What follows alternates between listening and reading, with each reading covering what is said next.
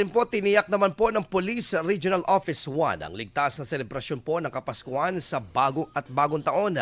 Ayon po sa ahensya, may pakikipagtulungan na ito sa mga LGUs, stakeholders at iba pang law enforcement agencies upang mapaigting ang anti-criminality campaign at kaligtasan ng publiko ngayong holiday season.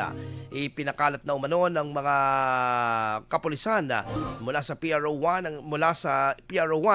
sa mga strategic area sa mga pulis, lalo na sa mga matataong lugar gaya na lamang sa mall, simbahan, palengke, terminals, resorts at tourist spots. Mayroon na rin nakahandang traffic management plan upang maging maayos ang daloy ng trapiko sa mga araw na mayroong pagtaas ng bilang ng mga sasakyan sa kakalsadahan. Kaliwat kanan na rin ang isinasagawang checkpoints at monitoring sa mga nagbebenta ng mga paputok upang maiwasan ang anumang insidente at maipatupad ang mga ordinansa ng bawat LGUs.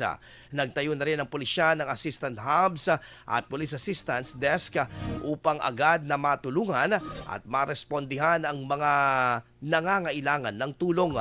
Siniguro naman ng ahensya na naka-heightened alert ang quick response teams ng bawat police provincial offices na tutugon sa mga emergencies.